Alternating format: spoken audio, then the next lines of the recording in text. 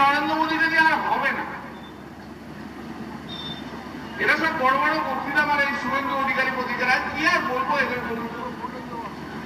বলছে কাশ্মীরে কেউ যাবেন না বলেছে না, আগে না আগে না জোরে বলো না শুনি বলেছে। কাশ্মীর তো ভারতবর্ষেরই একটা অঙ্গ নাকি? কাশ্মীরে ভারতবাসী কেউ যাবে না কে বলে? পাকিস্তানিরা বলে।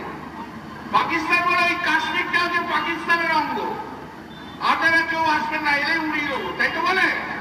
আর শুভেন্দু অধিকারী বলছে আপনি পাকিস্তানে কেউ যাবে না কেউ। এর চেয়ে বড় পাকিস্তানের চর ভারতবর্ষের মধ্যে একটাও লোক নেই। শুভেন্দু অধিকারী শুভেন্দু অধিকারী একটা ধান্দা আছে। ধান্দাটা কি জানেন? ধান্দাটা হচ্ছে হিন্দু মুসলমানে লাগিয়ে দাও, রায় ফায়াত হয়ে যাক, তুলা কামাইলাম লোক মারা যাক, রক্তর বন্যা বয়ে যাক, আর সেই রক্তের উপর দিয়ে ডেড বডির উপর দিয়ে হাঁটতে হাঁটতে হাঁটতে হাঁটতে হাঁটতে হাঁটতে যে এমনি এমনি করতে করতে যে পশ্চিমবাংলার মুখ্যমন্ত্রী হবে, এটাই হচ্ছে দাম।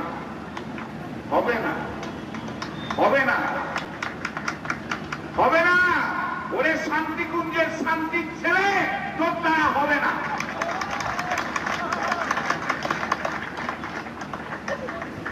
বলবো না ও সবাইকে আমাদের সবাইকে বলবে শান্তির ছেলে। তবে যদি শান্তির ছেলে বলে আমরাও শান্তির ছেলে বলবো, বলবো না?